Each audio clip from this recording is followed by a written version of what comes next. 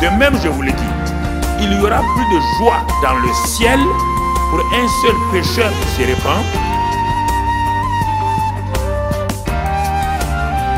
Je suis descendu sur la terre pour faire la volonté de mon Père. Et la volonté de mon Père, c'est que je me perde. Notre titre ce soir, ce que je suis et ce que j'ai. Je l'ai prêché sous plusieurs formes. Parfois j'aimerais de faire des résumés, des bilans pour te permettre d'avancer. C'est ce que je suis là, ce que tu es là. En face de ça, il y a ce que tu as. Et à côté de ça, il y a ce que tu peux. Si tu ne sais pas ce que tu es, tu ne sais pas ce que tu as. C'est ça. Supposons que quelqu'un ne sache pas qu'il est un prince. Tous les biens de son père là, ça ne sert à rien. C'est pourquoi on dit si l'héritier est un enfant, ce sont les maîtres là qui vont bouffer son héritage. Voici un héritier qui a des milliards et des milliards. Mais il est un enfant de 2 ou 3 ou 4 ans. Est-ce qu'il s'intéresse au bien de son père? Il s'intéresse aux petits jeux. Et puis les maîtres qui sont là, ils ne font que bouffer. On dit le prince a dit. Quel prince a dit? Les petits cherchent des petits vélos, des choses. Il dit le prince a dit. C'est la même chose. Ce que je suis va m'ouvrir les yeux de ce que j'ai. Bon, je n'ai pas ajouté le troisième, de ce que je peux.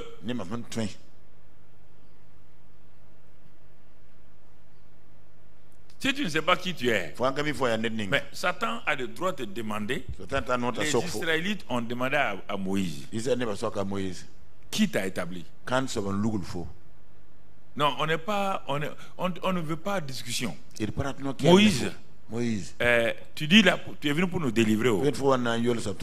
Bon, dis-nous, qui t'a établi chef sur nous? Il était embarrassé et il a fui. Les démons ont dit aux filles de Séva, qui êtes-vous? Dites, déclinez-nous votre identité. Vous voulez utiliser ce que vous n'avez pas parce que vous n'êtes pas. Ce que Paul utilise là, c'est parce qu'il est. C'est pourquoi il dit nous connaissons Paul. Nous connaissons Jésus. Mais vous, on n'a aucune connaissance de vous. On ne vous connaît pas dans le monde spirituel. Alors, si vous n'êtes pas connu dans le monde spirituel, vous n'avez rien dans le monde spirituel aussi. Vous n'avez rien dans le monde spirituel. Ce que je suis et ce que j'ai. Alors 2 Corinthiens 5, 17 que nous connaissons, il faut éviter de citer beaucoup de versets pour nous-mêmes. Il faut s'asseoir, regarder. Il est dit que ces paroles ne s'éloignent point de tes yeux.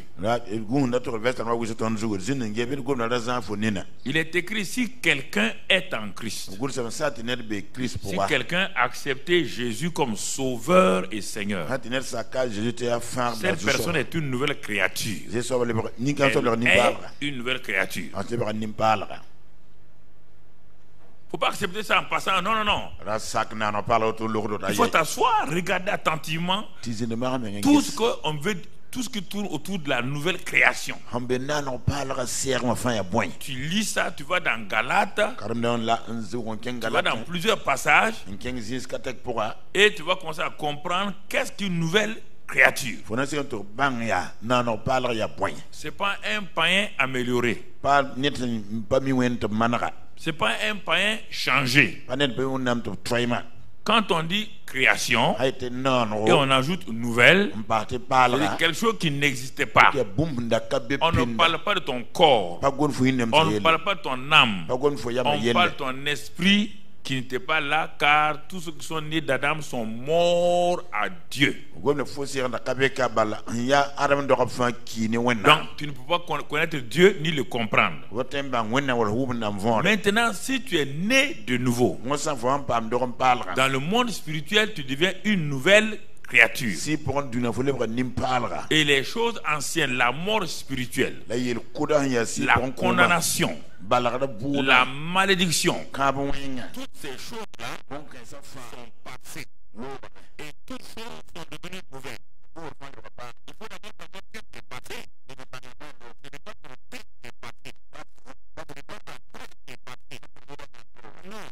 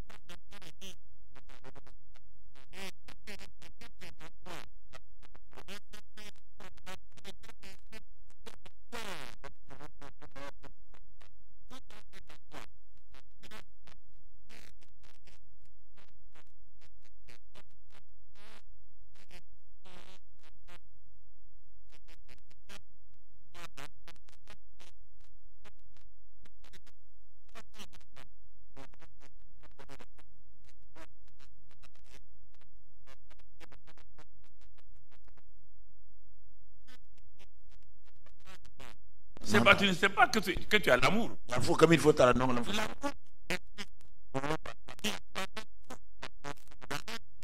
13, 4, 8 là. Cet amour est en toi il y a longtemps. C'est cet amour que Jésus utilisait quand on l'insultait, quand on le frappait, quand on crachait sur lui. Il n'a pas un autre amour. Ce n'est pas parce qu'il est fils de Dieu. Non, c'est l'amour. Dieu même est amour. C'est pourquoi il a dit qu'il a prouvé son amour quand nous étions rebelles, pécheurs, les hommes, je veux dire, pas nous.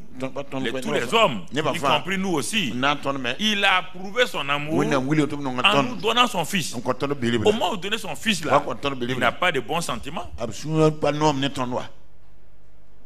Dieu était affligé à cause de nos péchés. Quand il donnait son fils là, Dieu n'était pas content. J'ai l'amour aujourd'hui. Non, il parle de sentiments. Quand Dieu donnait son fils là, le ciel et le cœur de papa étaient affligés. Mais l'amour va au-delà de l'affliction. Alors cet amour est répandu dans nos cœurs. C'est ça la nouvelle création. Ah bon, tout ça c'est fait? Oui. Tout ça c'est à moi? Oui. C'est ça qui dit les fleuves d'eau vive vont couler. Ces fleuves d'eau vive là c'est quoi? C'est ça l'amour, la paix, c'est ça qu'on parle. La Samaritaine n'a même pas vécu ça un peu. Regardez là, elle a simplement rencontré Jésus dans la chair. Elle n'est pas née de nouveau. Mais le peu que Jésus lui a donné là, Jésus lui a dit, si tu me reconnais, j'ai une eau que je vais te donner. Cette eau là va jaillir. Elle va aller dans le ciel. Et la femme là, avec ces paroles de Jésus seulement, le poids qui était sur elle, elle a renoncé à son ancienne vie. Elle a renoncé à tout. Elle est partie dans la ville et elle a témoigné que de venir voir un homme qui lui a tout dit. Elle n'a pas l'amour. Elle a simplement rencontré l'amour. Elle n'a pas l'amour. Nous avons l'amour. Et c'est difficile pour nous de pardonner. Ça veut dire qu'on n'a pas compris. C'est pourquoi j'ai dit là, il faut faire attention.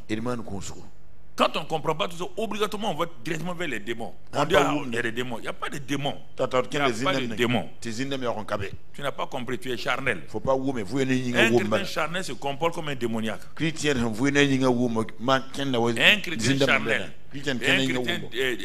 Quelqu'un qui est démonisé, ça se ressemble. Dans les œuvres de la chair, tu as vu, non? Il y a même la magie. Il y a la magie dans les œuvres. On n'a pas dit c'est occulte, hein? Même la magie est là-bas. Ça fait partie des œuvres de la chair. On ne parle pas des démons. On dit la chair. Si tu ne comprends pas ça, tu vas tout de suite aller à la délivrance. On va te délivrer de quoi? C'est pourquoi les gens sont à la délivrance pendant 3 ans, 5 ans. Et ils ne sont pas délivrés. Ils ne peuvent pas être délivrés. Ils sont déjà délivrés. Ce que je suis, ce que j'ai, il faut comprendre ça. Alors, je suis une nouvelle créature. Et maintenant, une nouvelle créature a des choses. Ce que je suis, on a vu ça un peu. Ce que j'ai maintenant. Regardez la vie de Pierre, de Simon avant d'être Pierre. Quand les gens l'ont rencontré dans la cour du souverain sacrificateur, il n'était rien. Il était une ancienne créature. Il n'avait rien. Quand on lui a posé des questions, il a fui. Et puis il est sorti, il a pleuré. Mais regardez cet homme Pierre. Il est né de nouveau.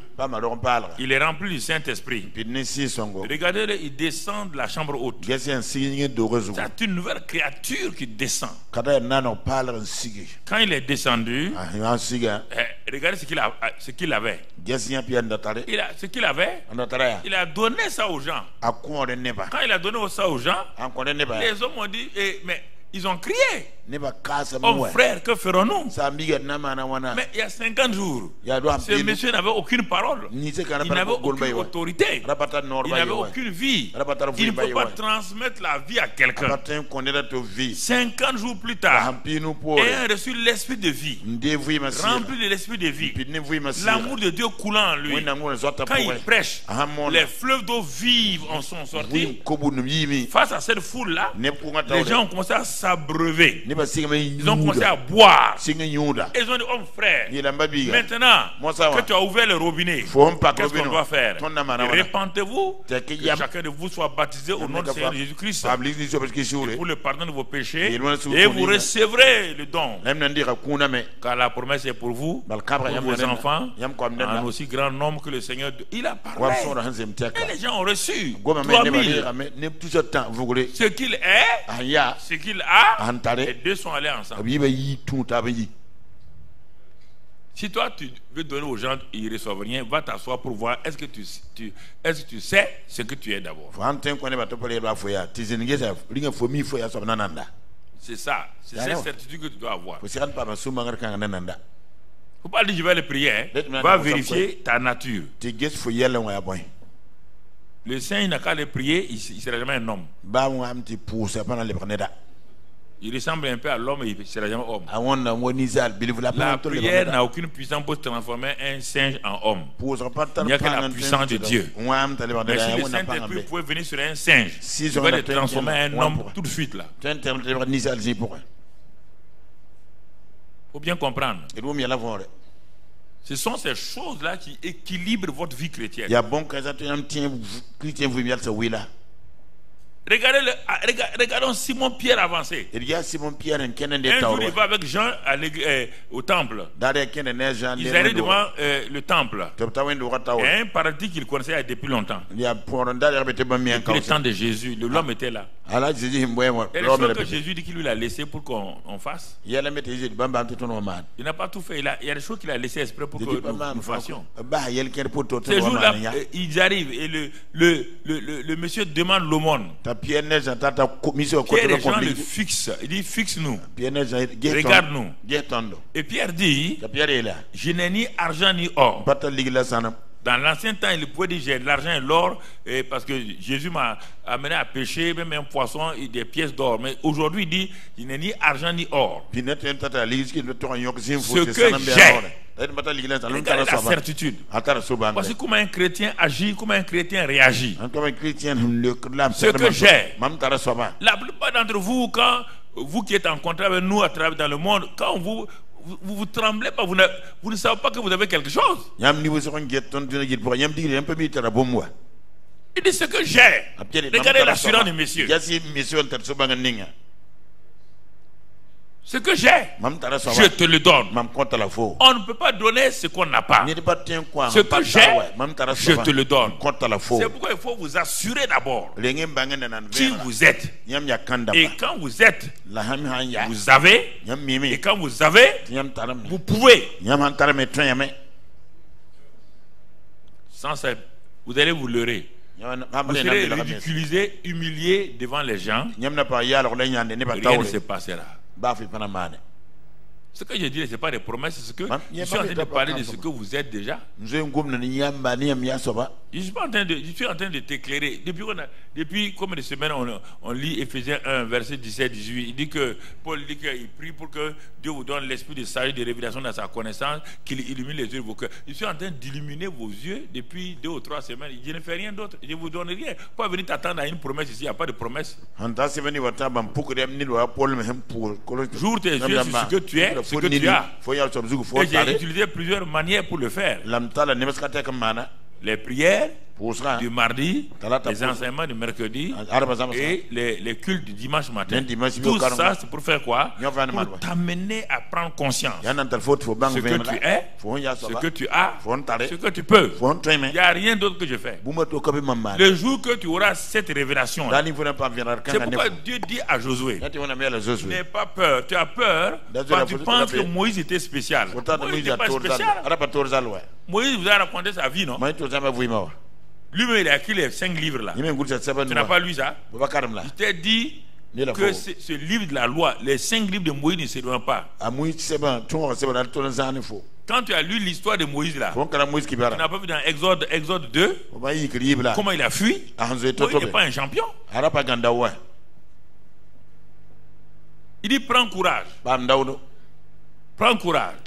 Si tu veux réussir, voilà le secret que ce livre de la loi là, on appelait ce livre de la loi à l'époque, ne s'éloigne pas de toi. Ne voulez pas que Moïse est l'homme de la loi. Donc toute parole de Dieu il l'appelle loi. De formation. Il n'y a pas de loi dans Genèse. Est-ce que dans Genèse il y avait loi? Moïse a tout mis là-bas. C'est devenu, il est devenu l'homme de la loi, il met la loi partout. Donc tu comprends? Que ce livre, la loi ne s'éloigne pas de ta bouche. Médite le jour et nuit. Pour agir. Quand tu vas le méditer, méditer c'est pas lire, hein? Non, méditer veut dire faire passer tout cela dans tes pensées pour que ça chante tes pensées. Ce que j'ai, je te le donne. Mais qui a Jean regarde Pierre. C'est le même gars là, oui? Ah non. C'est le peureux là, oui? Et puis il parle comme ça. Ce que j'ai, je te le donne. C'est cette assurance qui nous donne d'avancer dans la vie chrétienne.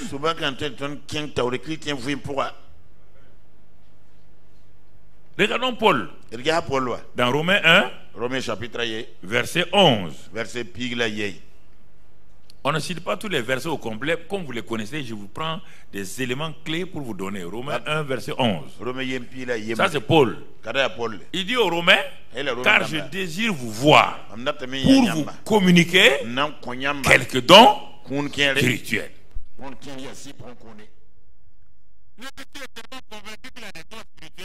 Il dit qui va leur communiquer. Il parle comme si non, il n'a pas dit va prier. Non, je vais vous voir pour vous communiquer quelques dons spirituels.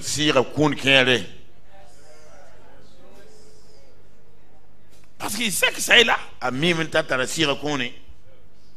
Il a imposé les mains sur Timothée. Et ils ont fait prophétie. Timothée est en train de tourner. Il dit mais ça ne va pas chez toi petit. J'ai imposé les mains sur toi. Quand moi j'impose les mains, les dons viennent. Timothée, tu as les dons. Ce qui te bloque, c'est la peur. Il dit ranime Rejette la peur. Ranime ce que tu as reçu par l'imposition de mes mains.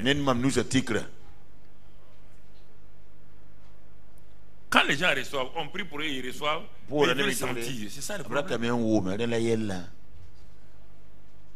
Va avec ce que tu as. Quand je prie pour les jeunes, quand j'ai posé les mains, il dit va avec ce que tu as. Mais il va aller tourner encore, aller faire 3 jours de jeûne. Et le diable vient lui dire, bon, tu n'as pas tremblé, tu n'as pas frémi, tu n'as rien reçu.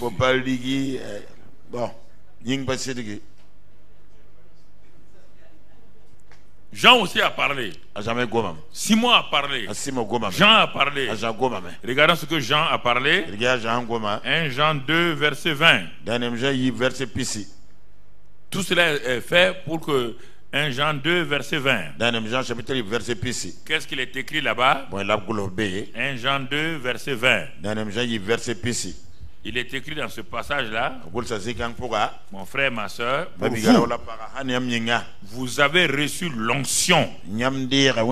Pas vous recevrez. Vous avez reçu l'onction de la part de celui qui est saint. Et vous avez tous de la connaissance. Jean, j'ai reçu l'onction de quand? Ah, peut-être le jour que vous avez prié, moi je ne sais pas là. Non. Mais quand est-ce qu'il y a eu prière pour l'onction? On dit, mais c'est le jour qu'il a. Il dit, ah bon? Il y avait l'onction ce jour-là. Peut-être l'onction. C'est qu'on voit parler de l'onction. C'est pas l'onction. Les gens confondent la manifestation. Vous avez reçu l'onction. Et vous avez toute la connaissance. Hein? Voilà. Il dit, je vous ai écrit, non que vous ne connaissez pas la vérité, mais parce que vous la connaissez, et parce qu'aucun mensonge ne vient de la vérité. Là-bas, il saute, il continue, et il va revenir sur ça, le verset 26. Verset 26, il revient encore. Et qu'est-ce qu'il dit là-bas? Je vous ai écrit ces choses au sujet de ceux qui vous égarent. Les gens égarés, il dit, ils vous égarent. Il dit, pour vous, l'onction que vous avez reçue de lui demeure en vous. Si vous croyez ça il y a longtemps, votre amen là serait grand. On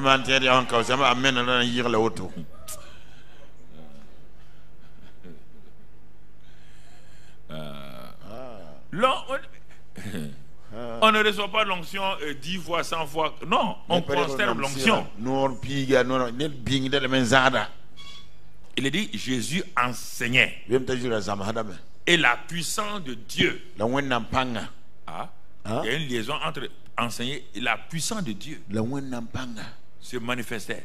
Et les pharisiens, les docteurs étaient assis. Luc 5, 17. Si vous pouvez noter ça pour le vérifier.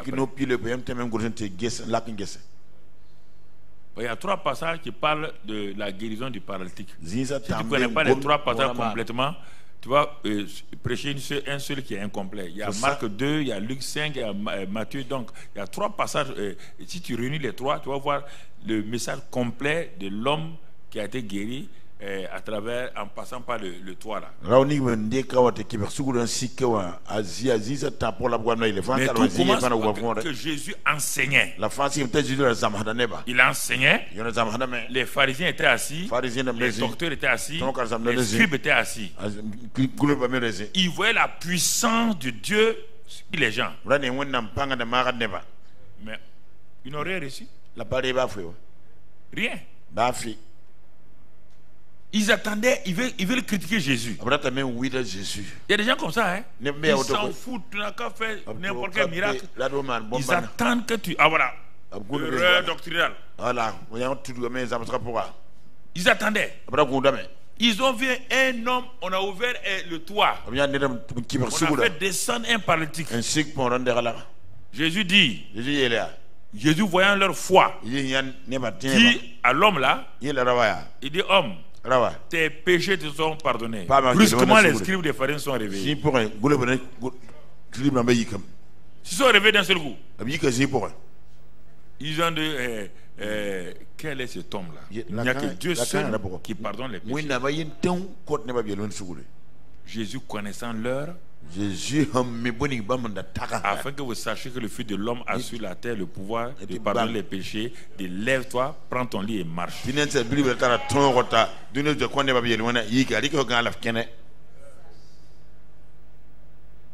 que vous comprenez? C'est très important que nous comprenions ces choses. Donc, vous voyez, ce que je suis, nouvelle création. Ce que j'ai.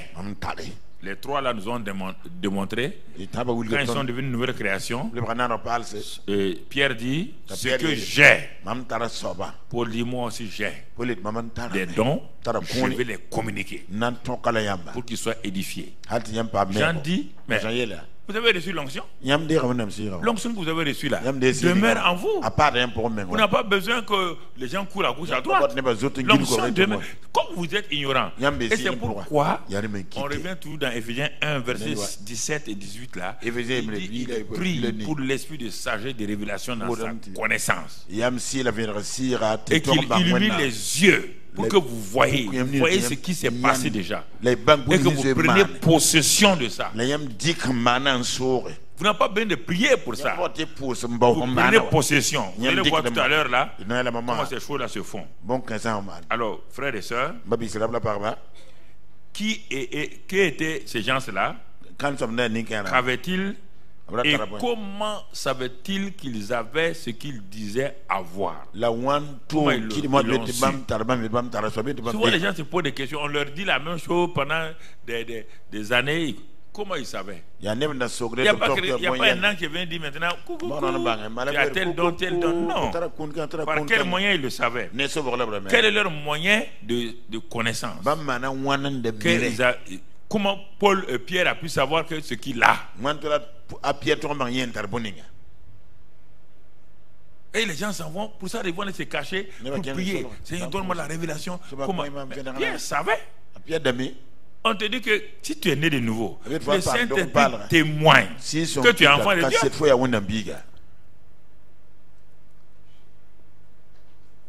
C'est ça, frère. C'est ça. Il n'y a pas d'autre moyen. Jeune musulman, je reçois le baptême Saint-Esprit. La semaine, j'ai dit aux gens, je vois une femme, il y a tel problème. On peut vérifier, c'est ça. Je parle. Je savais. Comment un jeune musulman, et quelques temps plus tard, il reçoit le baptême Saint-Esprit, il dit des paroles, il voit des choses, il dit ça se passe. Il n'y a pas un an qui est venu me dire, tu as reçu ça.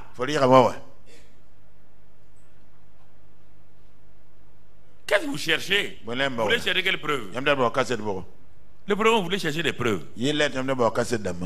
Allons à la preuve scripturaire.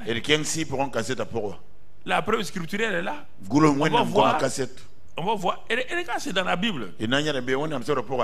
Disons dans Jean 5, 39. Jean 5, 39 encore. Jean 5, verset 39. Et qu'est-ce que la Bible dit? Jésus s'arrête.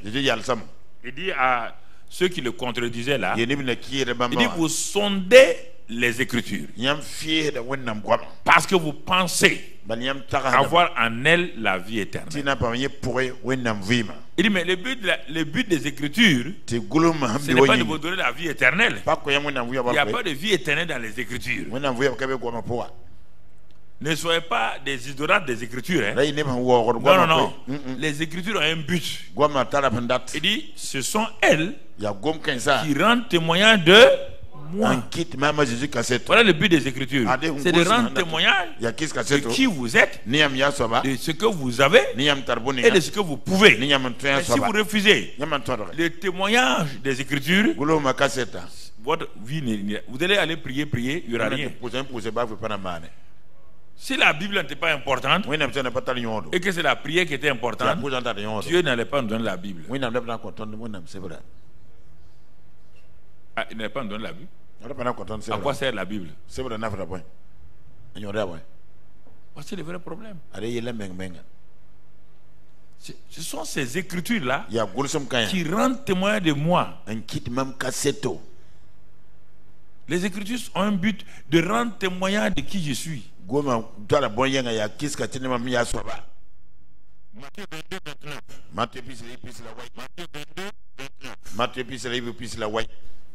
Donc, il dit les Écritures rendent témoignage de moi. Regardons ce que le même Seigneur nous dit encore, Matthieu 22, 29. Jésus leur répondit, vous êtes dans l'erreur. Parce que vous ne comprenez ni les Écritures, ni la puissance de Dieu. Frères et sœurs, arrêtez-vous là. On te dit, d'un côté, vous sondez les Écritures pour avoir en elles la vie éternelle. Dis non. Les Écritures témoignent de moi afin que vous venez à moi et que vous recevez les Écritures. Il dit, mais pourquoi? Vous ne comprenez pas les Écritures, vous n'avez pas la révélation de ce qui est écrit. Si vous avez la révélation de la parole écrite, vous allez comprendre la puissance de Dieu. Ah bon? Les deux sont liés? Oui.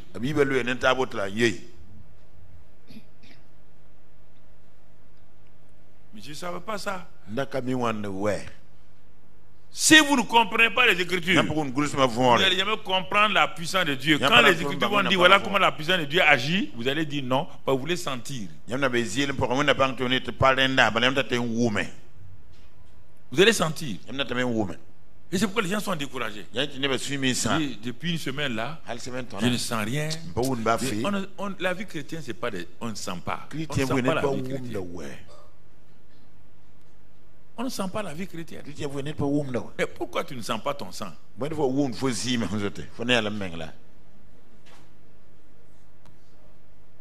il n'y avait pas ton sang là, tu serais vivant? Quand tu es vivant là, tu sais donc il y a le sang, non?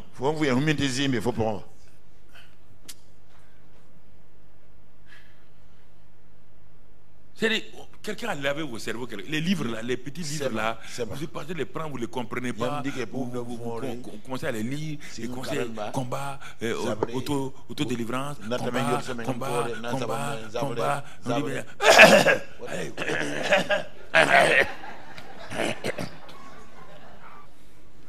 Ce que j'ai, nous n'ouvrons pas la simplicité. Parce que, vous savez, l'homme aime les choses extraordinaires à tel point que il ne veut plus l'équilibre. Et donc, il veut faire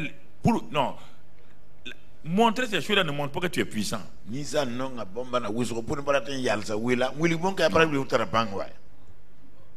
montre pas que tu es puissant. Ça ne montre pas. Nous avons fait des erreurs dans notre jeunesse, mais ça ne montre pas. Donc, mon frère, ma soeur, pour comprendre tout cela, sondez les Écritures. Vous ne comprenez pas les Écritures ni la puissance de Dieu. Donc, comprendre les Écritures, avoir la révélation de la parole écrite, va t'amener à comprendre la puissance de Dieu. Comment la puissance de Dieu fonctionne, comment elle se manifeste. Luc 24. Toujours les Écritures. Luc 24, verset 37. 27 d'abord. 24, 27. Moïse était avec les disciples de Maïs là. Et Jésus était avec les disciples de Maïs. Et commençant par Moïse et par tous les prophètes, Jésus leur expliqua dans toutes les Écritures ce qui les concernait. Toute la vie de Jésus était dans les Écritures. Et c'est par les Écritures qu'il a révélé aux gens qui il est, comment recevoir le Saint-Esprit, comment faire les miracles. Pas autre chose. Il n'y a pas un an qui est venu pour dire à Jésus commence le ministère maintenant. Il ne faut pas me raconter des choses qu'un an est venu vous dire de commencer le ministère. C'est à travers les Écritures. À travers. Si vous n'êtes pas, vous êtes basé sur quoi? Si vous êtes basé sur les dons, mais ils vont vous troubler. Un don va venir aujourd'hui, un autre don demain. Un songe vient aujourd'hui, un autre songe contradictoire vient demain. Vous êtes troublé. Vous n'avez pas de base.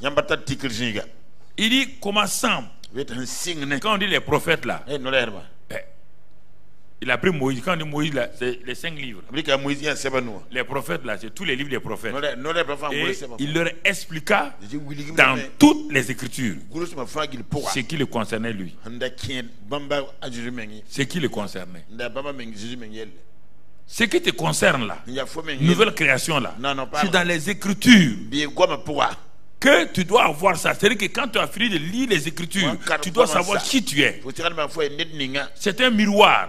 Ça doit refléter ton visage spirituel. Tu sais, un jour viendra, si c'est par les dons, les dons, les dons. Le jour qu'il n'y aura pas de dons, comment tu vas faire? N'importe qui viendra te dire une prophétie, tu vas croire à ça. Tu comprends? Verset 32. Et maintenant, les deux disciples là se disent l'un à l'autre: notre cœur ne brûlait-il pas au-dedans de nous lorsqu'il parlait en chemin et nous expliquait les Écritures? C'est pourquoi il a dit d'un côté là-bas, si vous ne comprenez pas les Écritures, vous ne pouvez pas comprendre la puissance de Dieu. Et ils disent, quand on était avec Jésus là, c'est au moment où il est parti là que maintenant ils ont réalisé ça. Quand il nous parlait, il nous révélait les Écritures, notre cœur brûlait au-dedans de nous. Si ton âme ne brûle pas pour les Écritures, tu n'aimes pas les Écritures, tu n'aimes pas la parole de Dieu, tu n'iras pas loin. Tu n'iras pas loin. Tu n'iras pas loin. Verset 45. Alors il leur ouvrit l'esprit. Ça c'est tous les disciples maintenant. Tous les disciples, il leur ouvrit l'esprit afin qu'ils comprissent les Écritures.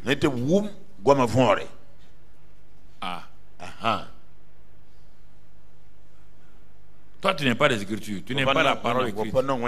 C'est prier, gêner, prier, gêner. Tu gênes pourquoi? Tu cherches quoi dans prière et gêner? Tu cherches quoi? Dieu va te révéler quoi si tu refuses les Écritures? Dieu va te révéler quoi dans gêner et prier? Toi, tu changes les Écritures maintenant. Tu changes. Les gens veulent le réveil. Il n'y a pas de réveil. On a tous dit ici qu'on voulait réveil. Il y a des années, on veut réveil.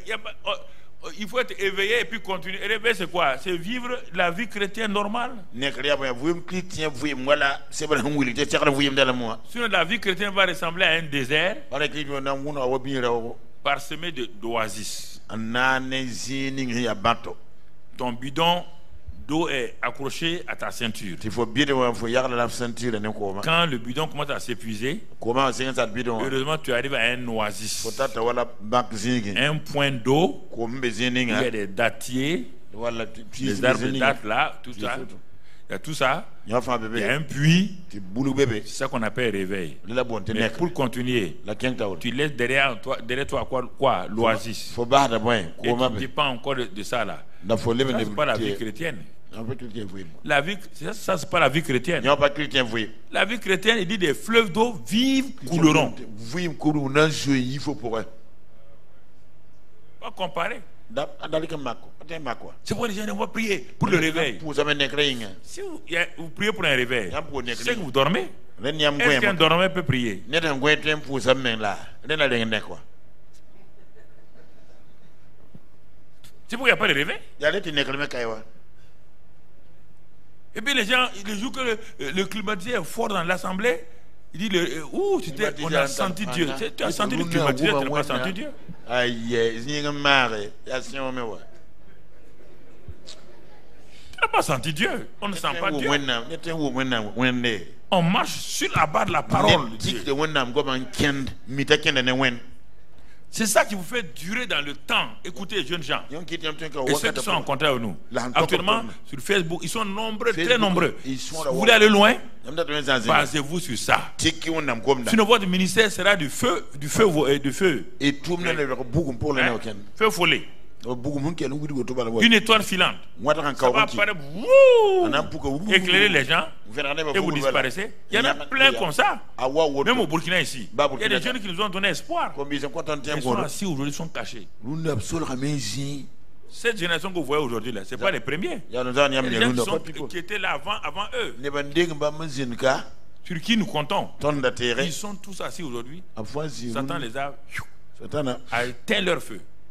Ils ne voulaient pas écouter. Ils ne voulaient pas écouter. Certains amenaient des femmes dans la forêt classée là. J'ai dit, qu'est-ce que vous partez dans la forêt? Tu amènes les femmes des gens. Il y a des caïmans là. Quand il pleuvait, elles restaient dans l'eau là, sous la pluie, dans la forêt classée. On a été obligé d'amener la police pour le chercher. Il a quitté là-bas. Il est parti maintenant. La route de mon côté de quoi? Il y a une forêt là-bas. Il est parti là-bas. C'est là-bas qu'il est parti mourir. C'est là-bas qu'il est parti mourir. Et les femmes, je ne sais pas. La part d'un peu mieux. Il y a des femmes. Délivre les femmes. Mais les femmes, un analphabète, il était gardien. Moi, voici ma maison où je faisais mes réunions. Lui, il était gardien sur le DG de Sosuko à l'époque. Un blanc là qu'on appelle le gros. Directeur. Face à face. C'est dans sa cour qu'on faisait les baptêmes des gens. Qui a été baptisé dans la piscine de. Voilà. Voilà. Il était gardien là-bas. Moi, je prêchais de l'autre côté. Même rue. Près de Hangar Air Burkina là. Il s'est levé brusquement. Il a eu la révélation. Mon gardien qui était musulman à l'époque lui a dit, hey, ce que moi mon patron fait là. Toi tu peux pas faire ça. Il dit, toi tu es gardien avec moi ici. Depuis quand tu choses? Il dit, n'a quitté. Mais il est mort dans la forêt là-bas. Ils sont nombreux comme ça. Il y en avait plein. Des gens qui avaient une onction puissante. Mais quand je regarde, je ne les vois plus aujourd'hui. Ils ne sont jamais basés sur la parole. Les dons. Les dons ne peuvent pas garder quelqu'un. Ce que j'ai vient de ce que je suis. Et ce que je peux vient de ce que je suis. Frères et sœurs. Alors, regardons quelques éléments de la parole de Dieu. C'est une réflexion que je vous donne. On ne peut pas tout voir. C'est pour vous amener à réfléchir vous-même. Qu'est-ce que la parole de Dieu dit que nous sommes? 2 Pierre 1, 4. Comme il dit, sa divine puissance nous a donné tout ce qui contribue à la vie et à la piété.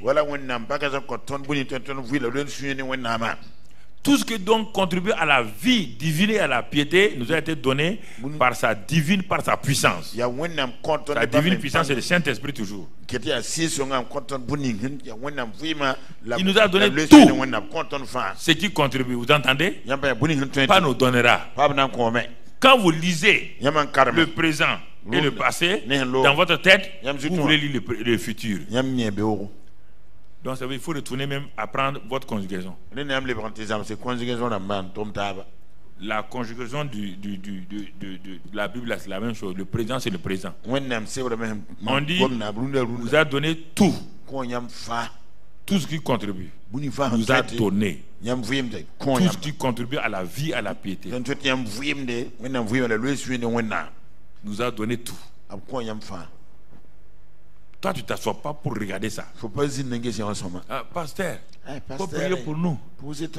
Nous, là, on est faibles. Tu veux prier, tu vas devenir forte comment? Je ne sais pas comment je vais. Et puis les gens se mettent à prier pour eux.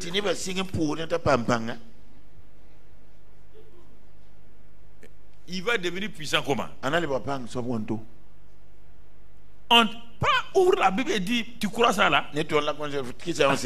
Parce que, bon, je crois, hein? Je crois. Mais ce qui manque là, c'est la puissance là. Mais de quelle puissance tu parles? Quand les gens prient, il dit, bon, moi je n'ai pas ça pour te donner. Ils ne veulent pas accepter ça. Nous a donné tout ce qui contribue à la vie et à la piété. Alors ça veut dire quoi? Colossiens 1:27. On va aller maintenant. Ce qui contribue à la vie, à la piété, là, ça commence par qui ou par quoi? Colossiens 1:27. Colossiens 1:27. Il dit Christ en nous, quoi? Donc, ce que nous avons reçu, la vie, ce qui contribue à la vie. Qui est la vie? Bon. Donc, le Saint-Esprit nous a donné la vie. C'est ça, non? La vie est en nous. La vie de Christ est en nous. C'est ce qu'on dit, Christ en nous, l'espérance de la gloire. Donc, nous avons reçu quoi? En tant que nouvelle création, nous avons reçu Christ, qui est la vie, qui est tout. Nous avons reçu ça. C'est Christ là maintenant. Si tu ne le comprends pas, tu vas poser la question encore. C'est Christ là, c'est qui? Oh ouais, mais pasteur, on a reçu Christ là. Christ là, c'est qui même? La même Bible te répond encore. Allons maintenant dans Colossiens 2. Colossiens 2, verset 3.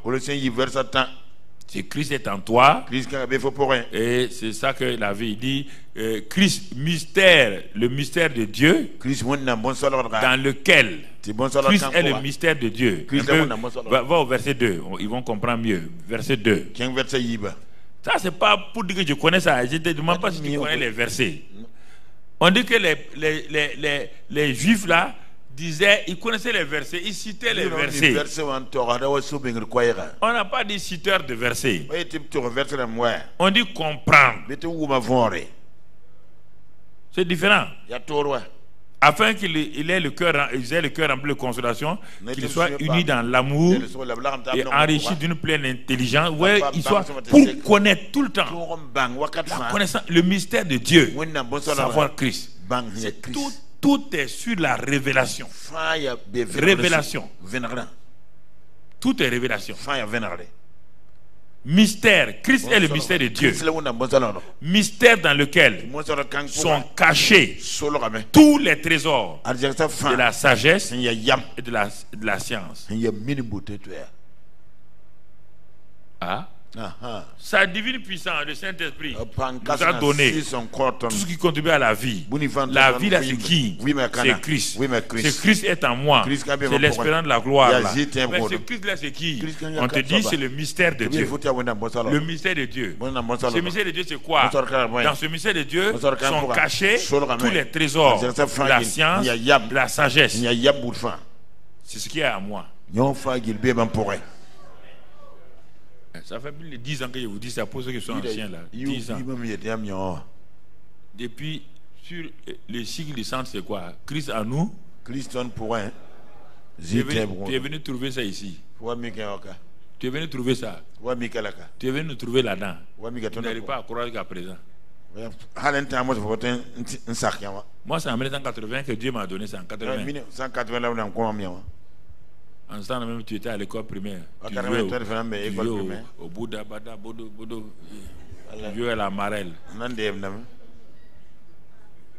C'est ça, non? Est-ce que tu étais né même?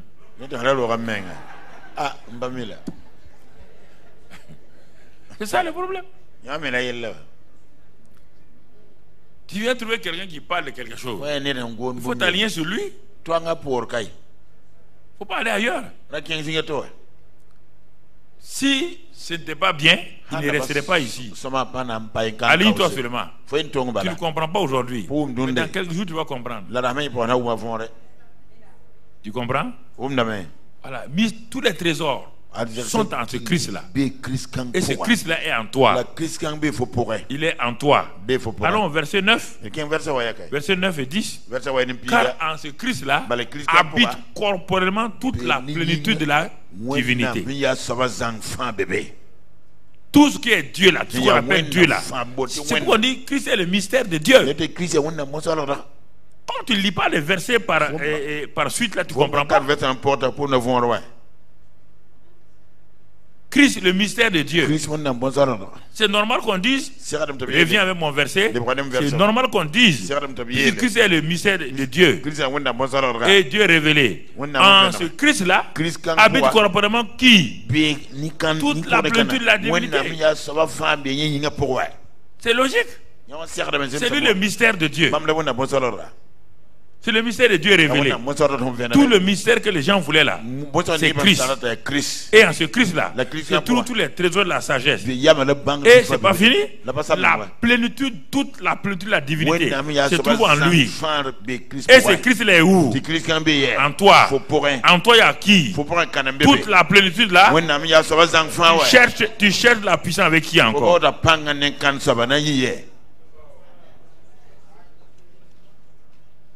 Verset 10, lis. Vous avez tout pleinement en lui, il a tout en lui. Et lui, il est en vous. Logique, vous avez tout pleinement en lui. C'est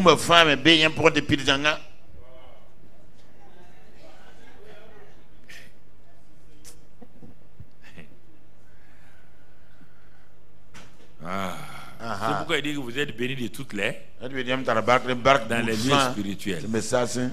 Mais vous ne comprenez pas ça. C'est pourquoi il faut la compréhension, la révélation. On dit bénédiction quoi? Les bénédictions dans les lieux. Est-ce qu'on a dit au paradis? En Christ. Vous avez toutes les bénédictions spirituelles. Vous êtes déjà bénis. Alors je te pose la question. Les anciens là, si tu pars dans Hébreu, ceux qu'on a donné leur vie dans Hébreu 11 là, tous ceux qu'on a donné leur témoignage là, mais les 3 premiers versets de Hébreu 11 nous parlent surtout le 3e verset nous parle de quelque chose. On dit que tout ce qui est visible là vient de quoi? Donc les Abraham ont opéré. Donc en prenant l'invisible pour l'amener dans quoi? Est-ce qu'Isaac était visible? Il l'amène dans le visible. Est-ce que la prospérité d'Isaac était visible?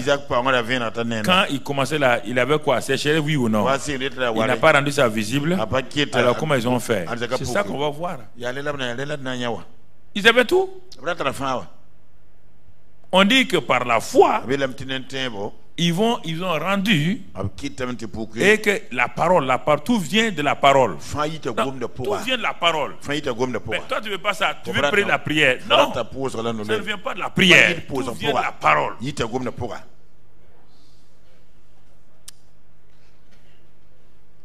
Si tu continues dans la prière là, à un moment donné tu seras bloqué.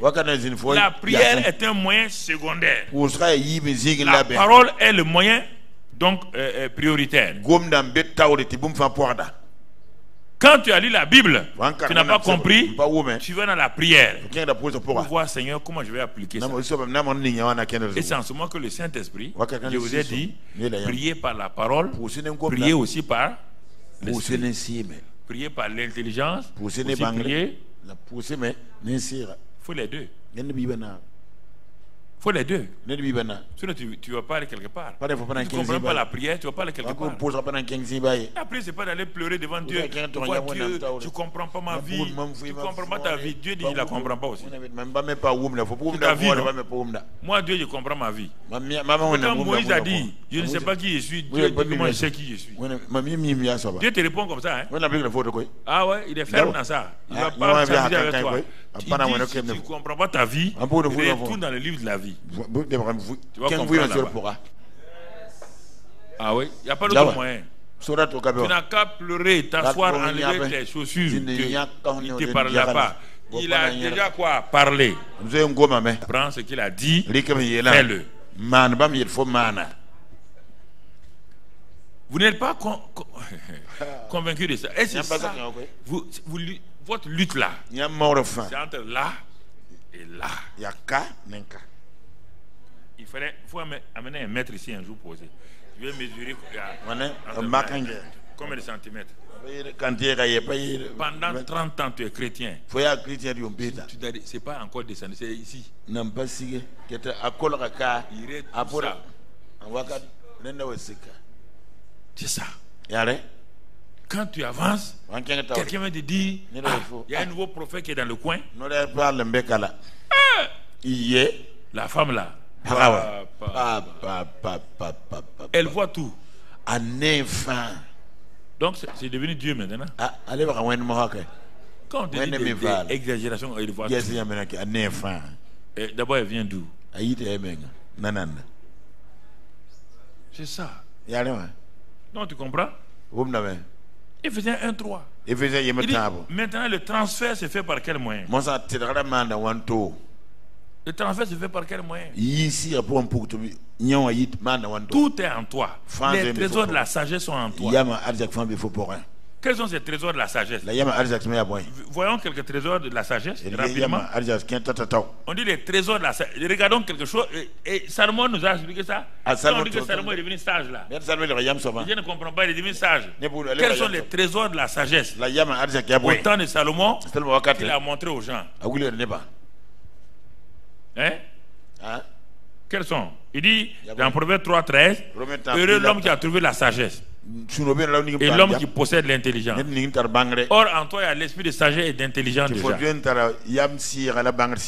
il dit heureux celui qui a trouvé. Mais maintenant toi, ça y est, en toi tu n'as pas encore la révélation. Donc Salomon va t'aider à savoir que quand on dit trésor de la sagesse en Christ là, Christ en lui il y a tous les trésors de la sagesse et Christ est en toi.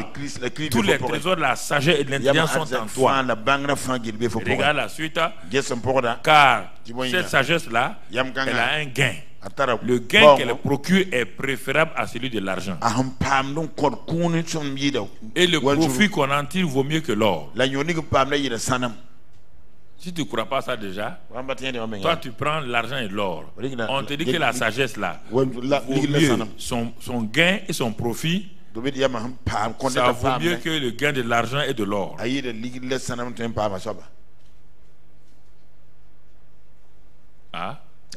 Regarde la suite. Elle est plus précieuse que les perles. Elle a plus de valeur que tous les objets de prix. Ils sont en train de montrer quelques trésors de la sagesse que Salomon a vécu. Il a demandé la sagesse. Dieu dit, tu as donné la sagesse. Salomon n'a pas tremblé. Salomon n'a pas secoué. Il est parti. Quand il est parti, quand il a entrepris quelque chose, il voyait les choses se passer. Vous voulez faire quoi? C'est la foi qui... Je suis obligé de vous dévancer. C'est la foi qui manifeste. Salomon a cru. Dieu a dit qu'il s'est donné. Mais il n'y avait rien. Il n'y avait rien. Il ne voyait rien. Mais il savait qu'il avait la sagesse. Et regarde bien ce qui... Si tu lis la vie de Salomon, tu ne comprends pas textuellement dans le livre mais quand tu lis Proverbes, là, tu comprends. Lis les versets qui suivent là. Dans sa droite est une longue vie. Toi, tu vas prier pour avoir la longue vie. Manifeste la sagesse, tu as la longue vie. Dans sa gauche, il y a la richesse et la gloire.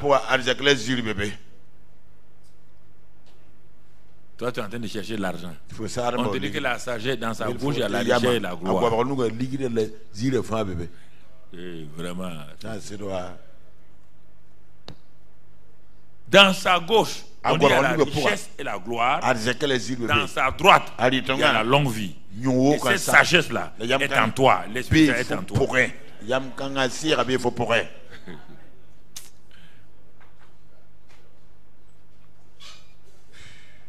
Ok.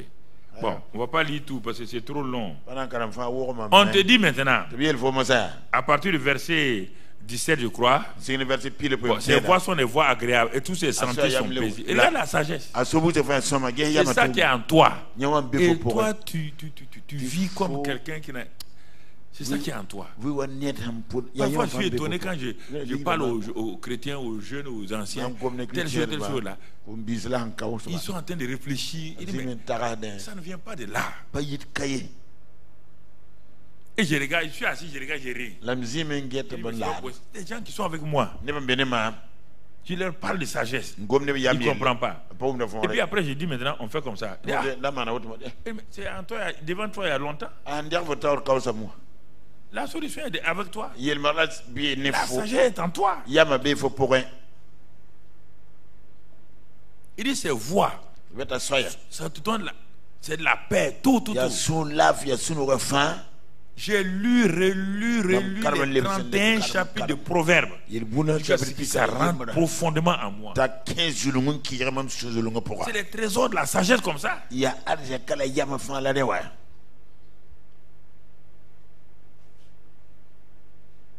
C'est ça que Salomon a sorti pour t'écrire. Il dit c'est un arbre de vie. Tu vois la sagesse, arbre de vie. Et ceux qui la possèdent sont heureux. Et ceux qui possèdent l'argent et l'or ne sont pas heureux. Sans sagesse, ils ne sont pas heureux.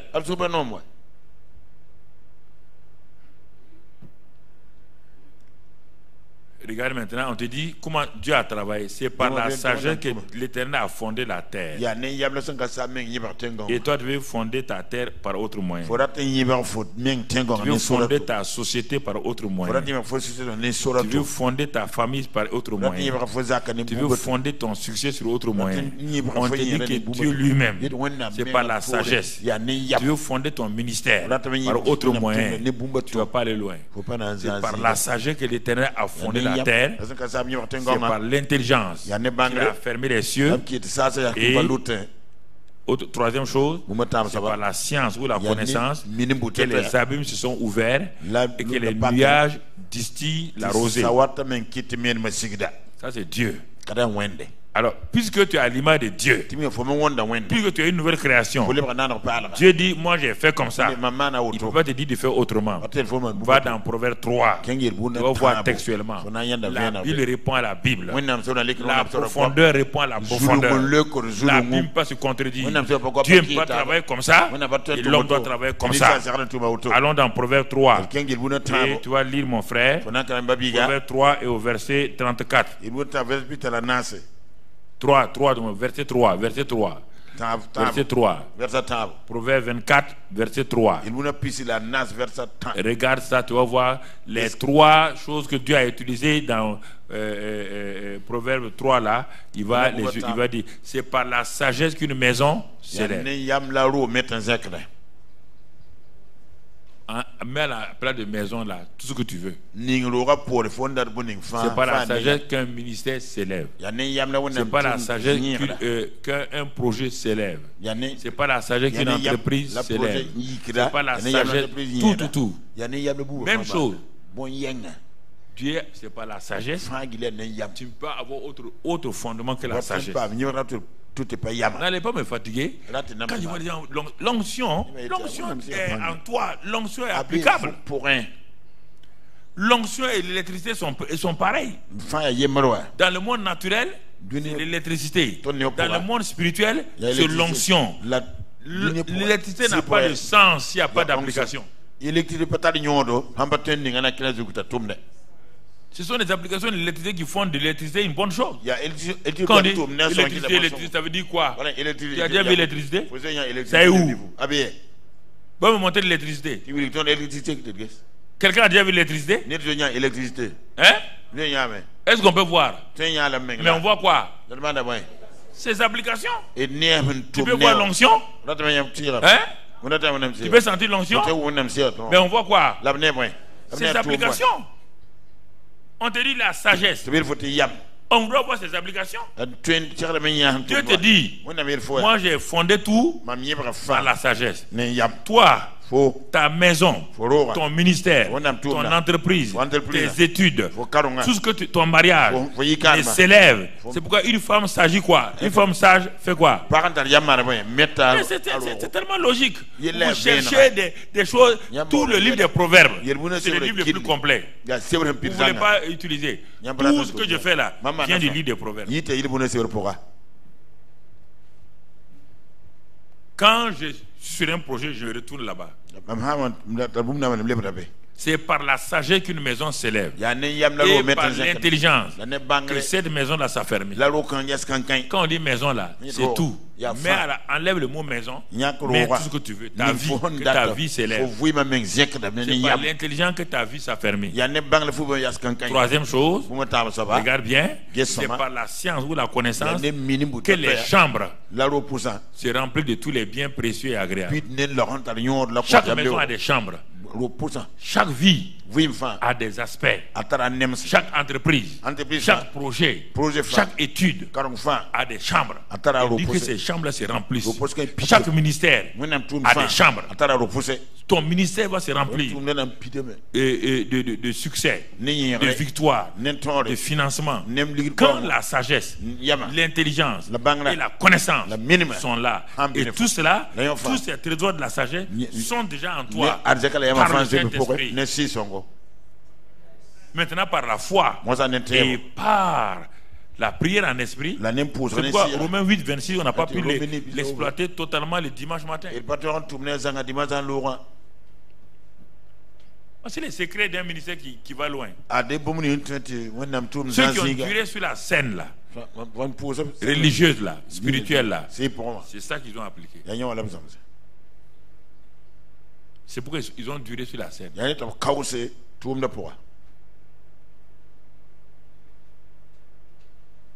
Vous comprenez? Alors, regarde, tu ne crois pas. Pour succéder à Moïse, allons lire dans Deutéronome 34 verset 9. Deutéronome 34 verset 9. Josué fils de Nun était rempli de l'esprit de... Quel esprit? Esprit de quoi? Mais il a été où? Car Moïse avait posé ses mains sur lui.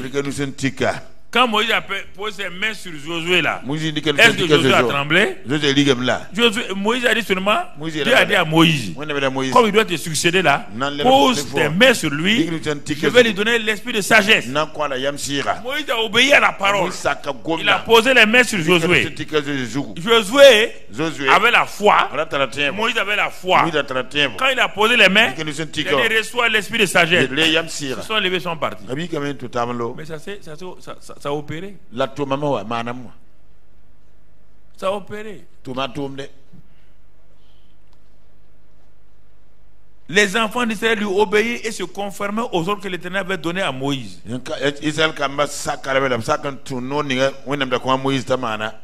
Dieu a donné une sagesse de leadership à Moïse. Mais la sagesse pratique pour faire le travail, il a dit Moïse, si je te donne tout ça là, tu ne pourras pas. Il dit j'ai préparé des gens. Allons lire dans Exode 31. Exode 31. L'Éternel parla à Moïse et dit, sache que j'ai choisi Betsalel, fils d'Uri, fils de Hur, de la tribu de Juda. Je l'ai rempli de l'esprit de Dieu, de sagesse, d'intelligence et de savoir pour toutes sortes d'ouvrages. On ne peut pas conduire un ministère, ni une famille, ni rien sans ces trois éléments: sagesse, connaissance, intelligence. Ne vous leurrez pas. Allez-y, priez comme vous voulez. Vous viendrez faire des bêtises. Quand votre mari va vous regarder et dire, ça c'est quelle femme ça? Votre Dieu est comme ça. Moi je ne suis pas chrétien, je suis plus intelligent que toi. Parce que tu fais là n'a aucun sens. C'est pourquoi les gens ne croient pas aux chrétiens. Ils n'opèrent pas les trois éléments. Ils n'opèrent pas les trois éléments. Ah, on va faire ceci, on a prié, on a gêné, et après, quelle solution tu as trouvé? Quand tu dis ta solution, les gens rient même quoi. Vous les Américains là même. On a dit vous êtes bêtes, hein? Tu gardes le nom de Dieu comme ça là. C'est ça. On ne te demande pas des solutions quand tu es au service. C'est aux païens qu'on demande des solutions. Toi, on ne te demande jamais. Parce que ta sagesse là, c'est pour dire Alléluia. Si vous ne vous sauvez pas, vous allez en enfer. C'est quelle sagesse ça? Tu as déjà vu quelqu'un prêcher comme ça? Que les buveurs de bière, les buveurs de whisky vont aller en enfer et après. Toi, tu as dans ton paradis là. On ne peut pas gagner des gens comme ça. L'esprit de sagesse, d'intelligence et de connaissance. Dieu a fait tout par ça. Il dit, on ne peut pas faire une maison, une entreprise, un ministère sans les trois. Il dit à Moïse, le petit Betsalel là, il a tout ça là. Ne t'inquiète pas. Il a l'esprit d'invention. Là où il y a la sagesse là, il y a l'invention. La sagesse c'est quoi? C'est le comment. L'intelligence c'est quoi? C'est la compréhension. La connaissance c'est quoi? Maintenant c'est des éléments qui te permettent ce qu'on appelle la science appliquée. Toi, tu fais un ministère. Tu ne sais pas le how, le comment. Tu ne sais pas, tu n'as pas compris. Rien. Et tu veux faire quoi? Ceux qui ont impacté le monde là, ils avaient ces trois éléments. Chaque fois. Oui, regarde. Regarde. Regarde. Dieu m'a écouté. Comme tu ne m'as pas suivi au départ, c'est pourquoi tu ne comprends pas. Si tu m'avais suivi d'où je viens là, tu vas t'asseoir et tu sauras que c'est Dieu qui a pris cet homme-là. Je n'avais rien d'un religieux. Mon passé n'a rien à voir avec la religion. Je veux dire la pratique qu'on a aujourd'hui. Je n'ai pas d'argent. Rien, j'ai étudié. Dieu m'a conduit comme cela. Il m'a dit, tu vas me servir. Je ne sais pas comment servir Dieu. Je ne suis pas là en Amérique à apprendre. Je ne suis pas là en France à apprendre. Je n'ai jamais mis pied à une école biblique. Jamais. Personne ne m'a enseigné. Personne. Ce que je te dis là, personne ne m'a enseigné. Pourtant, j'enseigne dans les écoles bibliques. J'enseigne à des gens qui ont des doctorats aux États-Unis. Quand je suis parti, ils m'ont fait enseigner dans leurs écoles bibliques. Moi, je n'ai pas de diplôme d'école biblique. Regarde-moi. Quand je veux commencer quelque chose, regarde comment j'agis. Comme tu ne me suis pas très bien, tu ne sais pas. Dieu a donné des dons seulement, le gars là, il m'a patapé les dons là viennent. C'est pas comme ça, hein? Les trois éléments. Je fais tout pour rassembler les trois. Je vous ai dit combien de. Il y a 3 ans qu'on va faire l'église. On va faire l'église. On va faire l'église. C'est pas ça? Est-ce qu'on avait commencé? Il manquait certains éléments. C'est ça. Pour le ministère. Quand Dieu dit tu vas me servir là, il a dit ne me sers pas directement, hein. Si tu me sers directement, tu vas échouer. Il dit mais comment ça? Il dit tu retournes au Burkina. Commence à travailler. Je vais te montrer des choses. J'étais étonné.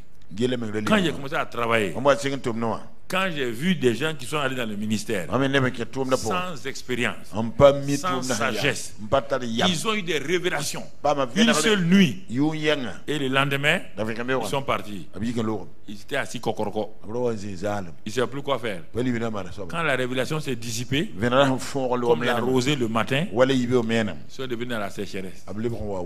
Dieu te dit, tu as vu non? Regarde ces gens-là. Regarde ces gens-là. Regarde ces gens-là. Regarde, certains sont morts prématurément. Regarde-les. C'est pourquoi je t'ai dit d'aller travailler. Tu vas comprendre beaucoup de choses. Il dit dans le travail là, tu vas comprendre comment les épreuves. Utilise ta sagesse dans le travail. Devant les difficultés, utilise la sagesse en toi, même dans le milieu des affaires. C'est pourquoi il m'a mis dans les affaires. Là où il y a la corruption, il y a tout là. Il dit, je vais te montrer. Si tu arrives à résister à ça, dans le ministère, tu vas résister. 14 ans.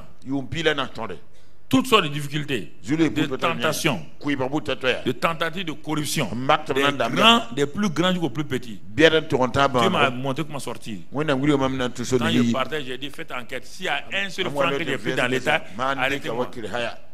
Tu es fier de mon Dieu. Il m'a montré comment sortir. C'est pourquoi je parle haut et fort. Je n'ai pas pris ton argent, pas pris rien. Je ne te dois rien, ni État, ni rien. C'est ça. Dieu m'a montré comment faire tout ça. Il dit quand tu vas commencer le ministère, n'emprunte pas. Ne demande pas en Amérique ni ailleurs. Je vais te montrer que moi je suis au Burkina ici. Quand j'ai démissionné, je marchais à pied avec une vieille voiture. Les gens riaient. Le type est bête, hein? Non, moi je sais où je vais. Je sais où je vais. C'est ça, frère. Quand les 14 ans sont arrivés, Dieu dit maintenant, allez, il faut aller travailler. Maintenant, tu as tout. J'ai compris qu'est-ce que le garage. Comme beaucoup de gens. Quand on met quelqu'un au garage, il dit, mais maintenant quand on met des fonctionnaires au garage, je peux leur expliquer. Il dit, le garage c'est pas une mauvaise chose. Le garage c'est un endroit pour te réparer. Tu dois avoir des pannes. Il dit, ah bon, pasteur? Il dit, oui, moi, on m'a mis 2 ans dans le garage. On a menti sur moi. Menti sur moi. Monté un complot dans mon dos. Je suis venu trouver qu'on m'a changé de poste. On m'a mis au garage. Je voulais me plaindre. Dieu dit, pourquoi tu veux te plaindre? Reste dans le garage. On te paye, non? Il dit oui. Reste dans le garage. Et je me suis réduit dans le garage. Quand les 2 ans sont finis, net, j'étais content. Pour moi, j'étais content. Je ne pensais même plus à quelque chose. Je n'en veux pas à quelqu'un. J'étais là tranquille. Même si on me laisse dans le garage là, ça ne me dit plus rien. C'est en ce moment-là net qu'on vient me dire, on t'appelle sous la révolution pour monter de grade. J'ai quitté mon garage directement. Je suis allé directement mon frère, comme une voiture totalement réchemisée, je suis sorti. Tu comprends? Mais en ce temps, Dieu m'avait tout donné. Donc j'ai vu les coups bas. J'ai compris ça. Comment on monte les coups, comment on te diffame, comment les secrets, comment on te crée des problèmes. C'est dans ça, c'est là-bas que j'ai compris. C'est pourquoi aujourd'hui tu peux dire que je vais rire. Moi j'ai appris mon entraînement il y a longtemps. Comprenez? C'est ça que je viens vous enseigner. Vous ne voulez pas ça. Vous ne voulez pas de problème. Tous ceux qui ne veulent pas de problème, ils vont venir devant. Je vais prier, ils vont aller au paradis ce soir. Au paradis, il n'y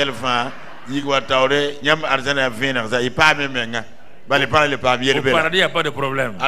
Ce soir, à tous ceux qui ne veulent pas de problème, vous venez dans la salle ici. Les problèmes sont là pour te montrer que tu es quelqu'un. Et puis Dieu, c'est comme entre guillemets, c'est pas comme ça. Dieu parie sur toi. Dieu a parié sur Job, non? Il a dit Satan, bon ok, prends-le, on va voir. Quand Job souffrait, Dieu souffrait. Mais il a dit, mais vraiment, j'ai envie d'intervenir. Mais l'homme là a dit, il parle de moi, il dit que même si je le tue, il a confiance en moi. Un homme comme ça là, Seigneur, Dieu parle à lui-même. Il l'a laissé. Quand c'est fini là, tu as vu Satan encore? La fin de Job, tu as vu Satan? Tu l'as vu venir encore? Job a été restauré totalement, non? Plus qu'avant, oui ou non? Tous ses anciens amis, tous ceux qui se moquaient de lui là, ne sont pas revenus. Il n'a pas prié pour eux. Ne vous inquiétez pas. Quand vous traversez une épreuve là, c'est qu'il y a une promotion devant. Il y a une promotion devant. C'est ça. C'est ça. Regardez, bon, on n'a pas de temps. Ouais, je suis obligé de m'arrêter là. Je vais sauter. C'est la foi qui vous permet de prendre possession des choses. C'est par la foi. On lit, Hébreux 11, lit tout cela. Par la foi. Sans voir l'eau, sans voir la pluie, Noé a construit une arche. Parce que Dieu a parlé. Il n'a pas senti quelque chose. Par la foi. Par la foi. Josué a fait le tour de Jéricho. Or, c'était un capitaine stratège. Mais Dieu dit, tu n'utilises pas tes armes naturelles. Parce que la foi vois déjà ce que Dieu a fait. On est venu trouver une femme malade depuis 12 ans. Elle ne comprenait rien, elle était seulement dans ses difficultés. Elle souffrait. Elle était consciente de ses souffrances, rien que ses souffrances. Quelqu'un vient chez elle, lui parle de Jésus. Écoutez, elle lui parle de Jésus. La foi vient de ce qu'on entend. Comment il est, quelle miséricorde il exerce. Parler de Jésus. Ce n'est pas un évangéliste. Ce n'est pas un homme de Dieu. C'est sûrement une voisine. Elle avait tellement le sang qu'aucun homme religieux ne pouvait s'approcher d'elle. Si vous allez, vous êtes déclaré impur pour des jours. Donc elle était à la marge de la société, mis de côté. Personne n'osait aller chez elle. Parce que selon la loi, une femme qui a une perte de sang, même d'une semaine déjà, c'est un problème. Elle, depuis 12 ans. Sûrement c'est une femme qui a dû lui parler que Jésus est là. Et puis bon, ce gars-là, c'est pas un homme, non? Lui, il ne rejette pas quelqu'un, il dit non. Il n'a pas rejeté les lépreux. Or, on ne peut pas s'approcher des lépreux. Il reçoit tout le monde. Ça a donné la foi à la femme. La foi vient de ce qu'on entend. Mais elle aurait pu s'asseoir raisonner. Oui, bien les frères et sœurs. Ah, c'est bien. Si j'avais quelqu'un pour m'amener, si j'avais la force, c'est ça, vous attendez toujours de quelqu'un. Elle s'est assise. Elle a repassé, elle a médité toutes ses paroles. Quand l'autre est parti, elle a médité. On lui a dit que cet homme-là, même les morts ressuscitent. Les lépreux sont purifiés. Les aveugles voient. Qu'est-ce qui s'est passé en elle? Première chose que la foi vous donne. La foi vous donne de voir déjà ce que Dieu a déjà vu faire pour vous. Vous le voyez déjà.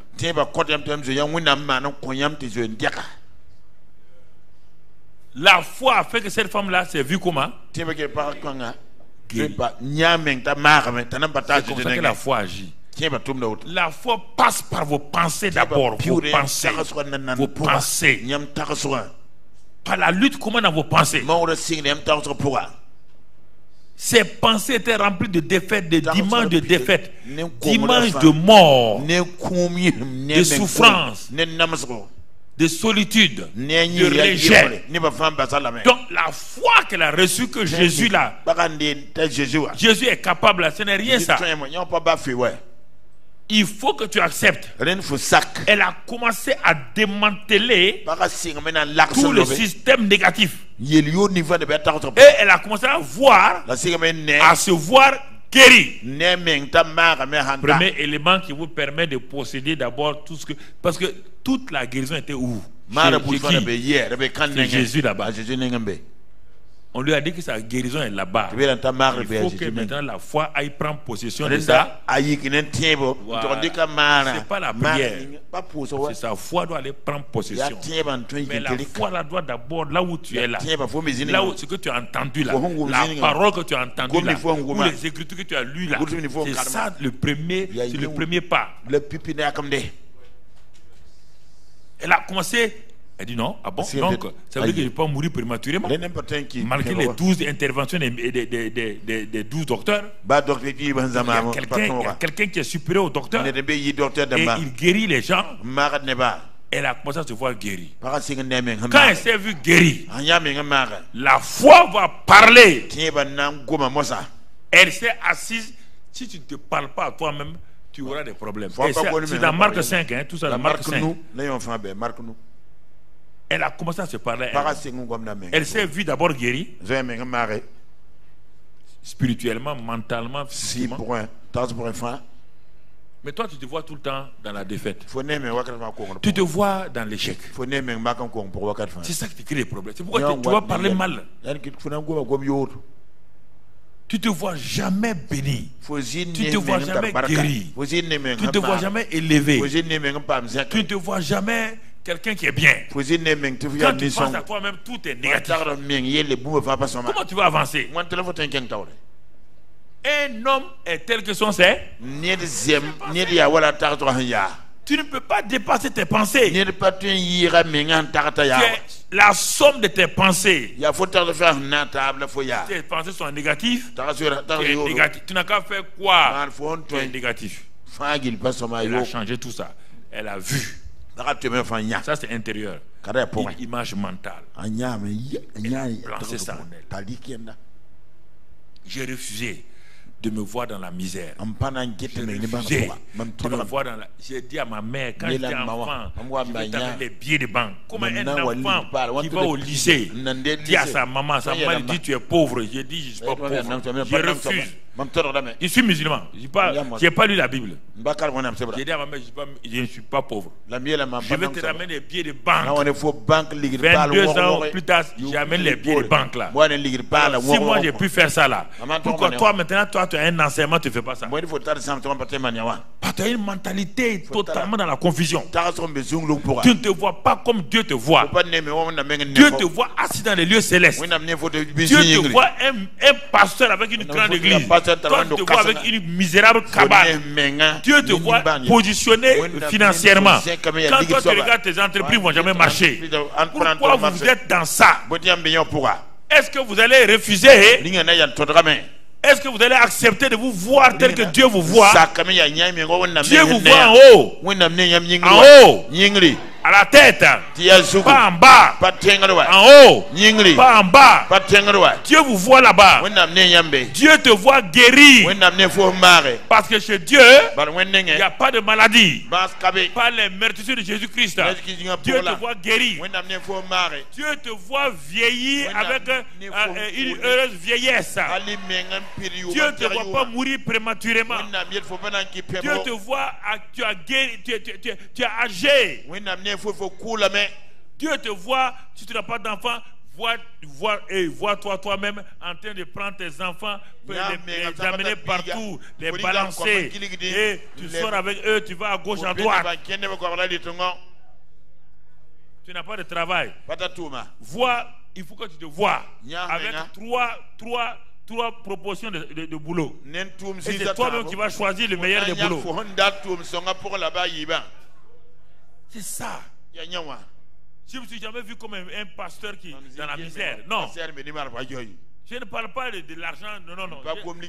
J'ai refusé ça. Comment Dieu peut appeler quelqu'un et puis il est non, ça c'est pas Dieu. C'est le diable. Elle s'est vue. La foi voit. Dis avec moi, la foi voit. Et ma foi voit. Ma foi me voit. Et je me vois par ma foi dans la position où Dieu m'a placé. Satan, assez. Enlève ta main sur ma position. Vois-toi comme un impacteur de vie. Vois-toi que les gens vont courir à gauche, à droite et chercher. Je suis la solution de ce monde-là. Je suis la solution spirituelle. Je suis la solution médicale. Je suis la solution financière. Je suis la solution à tous les gars. Je suis la solution.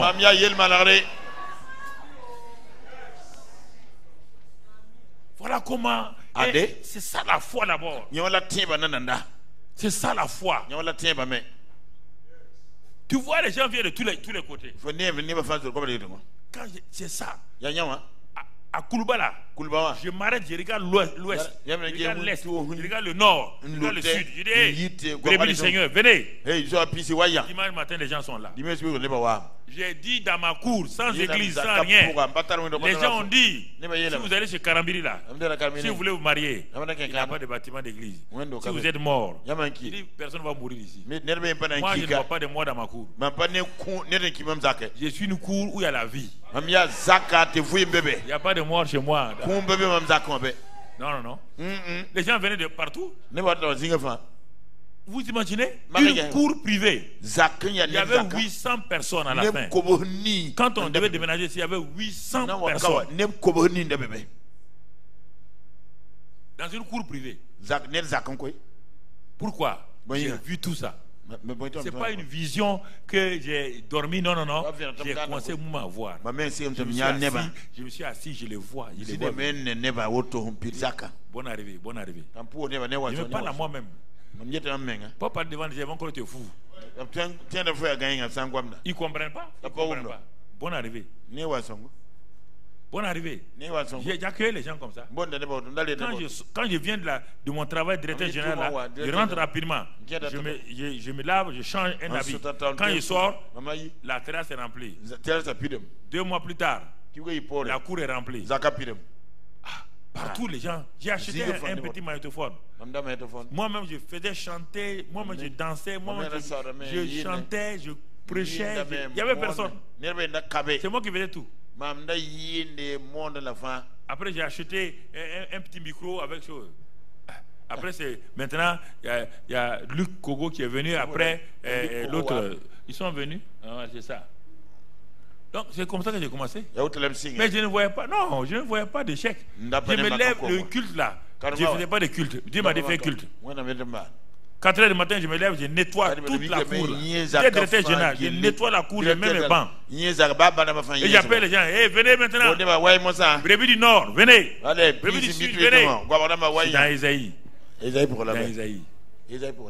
faisais ça. Et les gens venaient. Les gens venaient. Les gens venaient. Quand on a déménagé ici, j'ai appelé travailler l'évangéliste. Il n'y avait rien.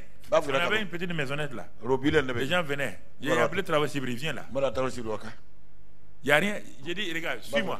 On a fait des tours là. Il dit, tu vois tout ça là. Ça sera rempli de voitures partout. Il a dit, oui, pasteur. Dans son cœur, il disait, il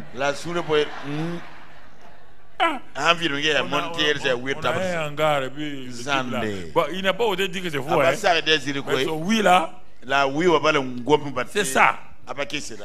L'autre jour il veut me dire mais pasteur, lui il est sorti l'autre jour là. Il dit que même dans les quartiers là, les voitures sont alignées jusqu'à la mosquée là-bas. Le lycée technique là, les voitures sont alignées. Il dit mais quand tu disais ça là, bon, ok, j'ai compris ce que vous voulez dire. Je vois.